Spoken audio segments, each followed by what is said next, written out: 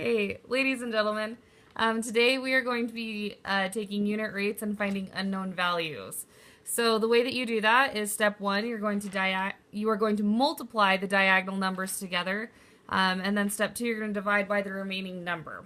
So you can see here, I have my original unit rate, which is 6/3, and it's equivalent to 10 over something, and this box represents my unknown values. So what we're going to do is we're going to multiply the numbers diagonally and then divide with the remaining number.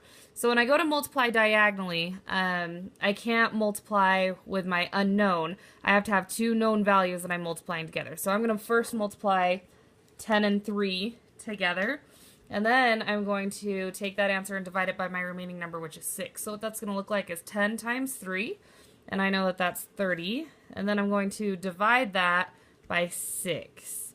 And 30 divided by 6 equals 5. And so my missing value was 5.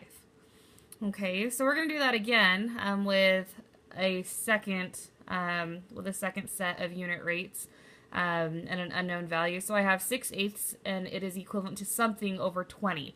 So just like in my previous problem, I'm going to multiply my numbers diagonally, which is 6 and 20. And then I'm going to divide with my remaining number, which is going to be 8. So 6 times 20 equals 120. And then I'm going to divide that by 8. And, you know, I actually don't know what 120... Oops, not divided by 6. I actually don't know what 120 divided by 8 is off the top of my head. So I'm going to do a little bit of math here. I'm going to do 120 divided by 8. And for my friends who need a little bit of help with division, I'm going to write myself a little note here. It's does McDonald's serve cheeseburgers to help me double check through my long division. And I'm going to ask myself, how many times can 8 go into 1? Well, it's 0. How many times can 8 go into 12? 8 can go into 12 one time. That's when I was dividing. I'm going to move on to multiplying next. 1 times 8 equals 8. My next step is to subtract. 12 minus 8 is 4. Then I'm going to check it. Is 4 smaller than 8? It sure is. So now I'm ready to bring down my number. So I'll bring down my 0. And then I ask myself, I'm going to be dividing. How many times can 8 go into 40? 8 can go into 40 5 times. 5 times 8 equals 40. I'm going to subtract, it equals 0. So I know that my missing value is 15 to make this ratio equivalent. So I have another one here. It's something over 4 is equivalent to 26 over 13. So I'm going to multiply diagonally, and then I'm going to divide by my remaining number. So I actually don't know what 26 times 4 is off the top of my head. So I'm going to do some math on the side. 26 times 4. 4 times 6 is 24. I'm going to carry my 2. 4 times 2 is 8 plus 2 is 10. So my answer to 4 times 26 is 104. So now I'm going to divide 104 by 13 because that's my leftover number. So I'm going to put 104 in my box, 13 outside of my box, and then I'm going to ask myself, how many times can 13 go into 104?